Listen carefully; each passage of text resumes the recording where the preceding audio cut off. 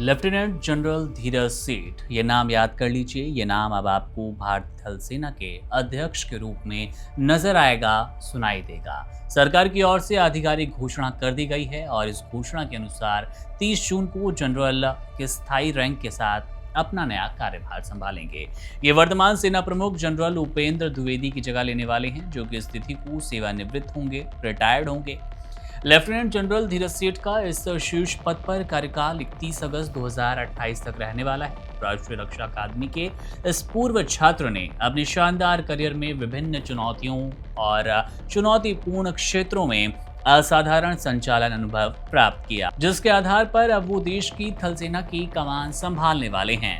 दिसंबर 1986 में बख्तरबंद कोर यानी कि आर्म कोर में कमीशन प्राप्त करने वाले लेफ्टिनेंट जनरल धीरज सेठ का सैन्य सफर लगभग 4 दशकों लंबा रहा। इस लंबी अवधि में उन्होंने देश के अलग अलग भूभागों और बेहद संघर्षपूर्ण परिस्थितियों में काम किया। उनके पास आतंकवाद विरोधी अभियानों को एक बहुत ही व्यापक और गहरा अनुभव है। इन अभियानों में काम करने का अनुभव है। रक्षा मंत्रालय द्वारा साझा की गई जानकारी के अनुसार उन्होंने एक कुशल रणनीतिकार के रूप में ही रेगिस्तानी क्षेत्रों में एक बख्तरबंद रेजिमेंट का नेतृत्व भी किया है। इसके अलावा उन्होंने एक विकसित क्षेत्र में बख्तरबंद ब्रिगेड और जम्मू कश्मीर जैसे संवेदनशील इलाकों में आतंकवाद विरोधी बल की कमान संभाली, जो कि उनके नेतृत्व क्षमता को साबित करता है। जब उन्हें लेफ्टिनेंट जनरल के पद पर पदोन्नत किया गया, प्रमोशन हुआ, तब उन्होंने सुदर्शन चक्र कोर की कमान संभाल ली। इसके बाद उन्होंने दिल्ली क्षेत्र के जनरल ऑफिसर कमांडिंग के रूप में अपनी सेवाएं देनी शुरू कर दी। इस दौरान उन्होंने कई प्रमुख राष्ट्रीय और अंतर्राष्ट्रीय स्तर के महत्वपूर्ण अभियानों का सफलतापूर्वक नेतृत्व किया। सेना कमांडर के उच्च पद पर पहुंचने के बाद उन्होंने दक्षिणी पश्चिमी कमान और दक्षिणी कमान के general officer commanding in chief के रूप में भी अपनी सेवाएं दी।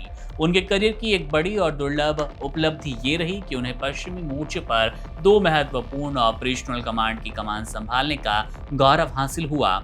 अपनी कमान भूमिकाओं के अलावा लेफ्टिनेंट जनरल सेठ ने कई महत्वपूर्ण स्टाफ और रणनीतिक पदों पर अपनी जिम्मेदारी आज तक निभाई है।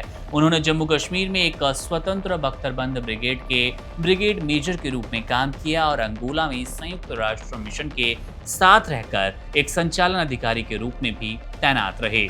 वे सेना मुख्यालय में सहायक सैन्य सचिव, दक्षिणी पश्चिमी कमान मुख्यालय में ब्रिगेडियर जनरल स्टाफ ऑपरेशंस और अनुशासन समारोह व कल्याण के महानिदेशक जैसी अहम भूमिकाओं में नजर आ चुके हैं। सेना के क्षमता विकास और आधुनिकीकरण में उनका योगदान बेहद विशिष्ट माना गया, क्योंकि उन्होंने सामरिक योजना और क्षमता विकास निदेशालयों में महत्वपूर्ण पदों पर काम किया। इसलिए इनकी उपयोगिता और ज्यादा सराही जा रही है। उनकी शैक्षणिक और प्रशिक्षण पृष्ठभूमि भी बेहद शानदार रही। उन्होंने अपनी सभी सैन्य पाठ्यक्रमों में उत्कृष्ट प्रदर्शन करते हुए लगातार शीर्ष स्थान प्राप्त किया। उन्होंने जूनियर कमांड कोर्स में प्रथम स्थान प्राप्त किया और डिफेंस सर्विसेज स्टाफ कॉलेज में सर्वश्रेष्ठ छात्र अधिकारी पदक से सम्मानित हुए।